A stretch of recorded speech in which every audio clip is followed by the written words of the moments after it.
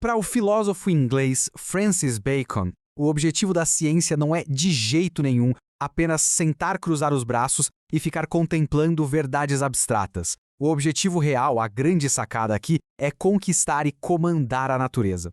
O que a gente está analisando agora é uma virada de chave gigantesca na história do pensamento, focando na mudança da teoria pura para a prática. Bacon, lá no século XVI e XVII, quer resultados. Ele quer que a investigação científica seja organizada e, acima de tudo, útil para a nossa vida. E é exatamente isso que nos leva a esta citação hiperfamosa: saber é poder. Olha, essa não é só uma frase de efeito para colocar em status de rede social, não. Para Bacon, a ciência precisava ser funcional. Ela tinha que produzir efeitos concretos e melhorar a vida humana de verdade. Ele criticava duramente os filósofos do passado, dizendo que a filosofia deles era estéril, uma mera filosofia de palavras, que não resolvia os problemas práticos de ninguém. Pensa bem, se o conhecimento não traz mais poder sobre a natureza e não gera benefícios para a sociedade, para o Bacon ele simplesmente não serve para muita coisa. Então, a grande pergunta que fica é: como a gente alcança esse tipo de conhecimento poderoso? A resposta atende pelo nome de empirismo moderno. Em vez de aceitar de olhos fechados as doutrinas tradicionais e aquelas verdades absolutas que já vinham prontas dos pensadores antigos, a proposta de Bacon é que o conhecimento tem que começar a partir daquilo que os nossos sentidos mostram. É preciso literalmente sujar as mãos, testar, experimentar. Mas a palavra de ordem absoluta aqui é a observação. A ciência moderna não dá um passo à frente baseado em opiniões isoladas, mas sim com uma observação empírica muito rigorosa. Mas calma lá que tem um obstáculo enorme no meio desse caminho. Antes que a gente possa observar a natureza com clareza, Bacon faz um alerta seríssimo de que é preciso limpar a nossa mente. Acontece que a mente humana é cheia de ilusões, de falsas imagens e enganos que ele batizou de ídolos. Pensem nesses ídolos como filtros sujos na lente de uma câmera. Se a gente não tirar esses filtros, tudo o que formos observar vai sair embaçado ou distorcido. Destruir esses ídolos é o passo número 1, fundamental, antes que a verdadeira ciência possa começar, e ele divide essas ilusões em 4 categorias principais. O primeiro filtro sujo são os ídolos da tribo, e o nome tribo aqui se refere à própria tribo humana, à nossa espécie mesmo. São erros que a gente comete simplesmente porque o nosso cérebro e os nossos sentidos têm limitações naturais. Um exemplo perfeito disso, que enganou a humanidade por séculos, foi a observação do céu. Todo mundo olhava para cima, via o Sol aparentemente se movendo e tirou a falsa conclusão de que o Sol girava em torno da Terra. Ou seja, o próprio intelecto humano prega peças na gente quando se baseia numa observação superficial. Logo depois, a gente tem os ídolos da caverna. Se os ídolos da tribo são problemas de toda a espécie humana, os da caverna são problemas estritamente seus, individuais. Eles nascem da nossa educação, das nossas experiências mais profundas e dos nossos preconceitos.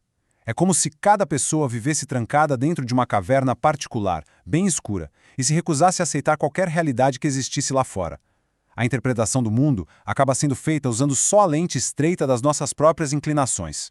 Aí chegamos nos ídolos do foro ou da praça pública, que ilustram um problema que a gente vive até hoje: a comunicação.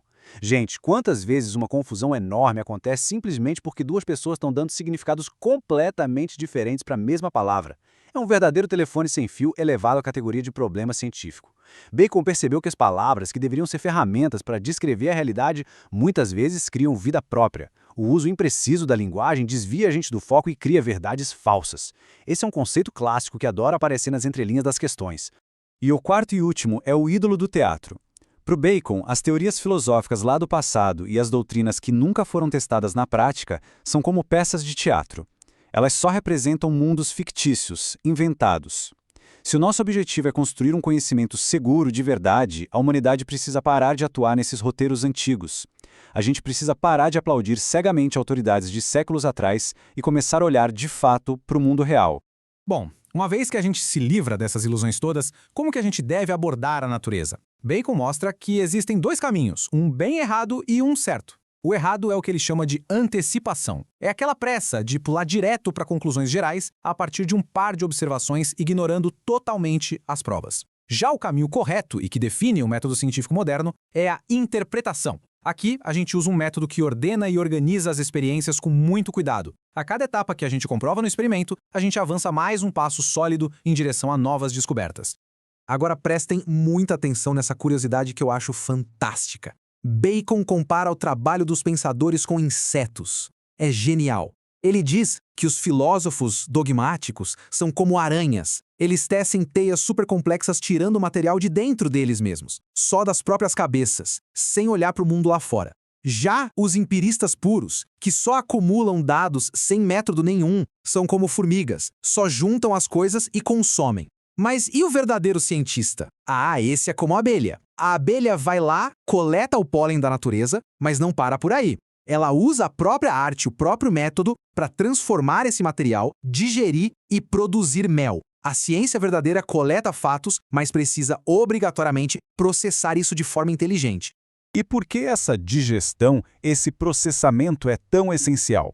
Vamos pensar na ciência antiga, que era muito focada em Aristóteles. A indução por simples enumeração funcionava assim. Imagina que um pesquisador vai para a floresta, observa uma arara e anota no caderninho que ela é vermelha. Aí ele observa dezenas, centenas de araras e todas são vermelhas. Só por essa coleta simples, ele cria a regra geral. Todas as araras do mundo são vermelhas. Até que num belo dia ensolarado, surge uma arara azul. Pronto. Uma única exceção destrói completamente aquela regra universal que parecia tão certa. Bacon usa esse raciocínio para argumentar que esse método de ficar só colecionando casos repetidos é muito fraco e leva ao erro o tempo todo. O verdadeiro método experimental tem que excluir o que não é essencial e isolar ativamente a causa verdadeira de um fenômeno. Tem que entender a estrutura da coisa e não só contar quantas vezes ela acontece. Bacon estava super otimista com esse método dele. Ele acreditava firmemente que, aplicando a experimentação rigorosa e tirando os ídolos do caminho, a gente chegaria no conhecimento seguro e definitivo das leis do universo. Mas isso levanta uma questão bem provocativa. Será que a observação, por mais cuidadosa e metódica que seja, garante certeza absoluta sobre as regras da natureza? E é exatamente aqui que a nossa história ganha uma reviravolta maravilhosa. Mais de um século depois do Bacon, surge um cara chamado David Hume, lá na Escócia.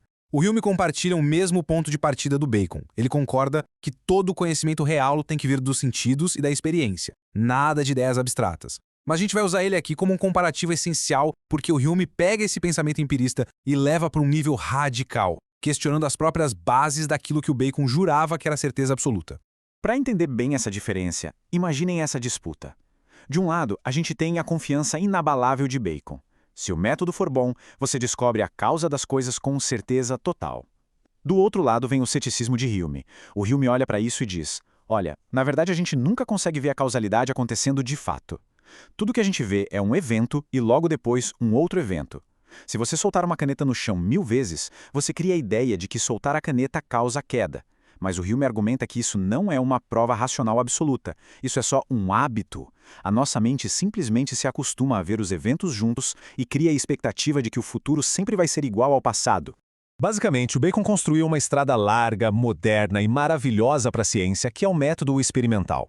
Ele ensinou a gente a sair da ignorância e testar as coisas. Mas aí o Hume apareceu um tempo depois e instalou um monte de lombadas e limites de velocidade nessa estrada. Ele não está dizendo que a ciência é inútil, de jeito nenhum, mas ele mostra que transformar casos observados em regras universais e inquestionáveis tem limites. A nossa confiança na indução é baseada no nosso costume psicológico e não numa certeza matemática absoluta.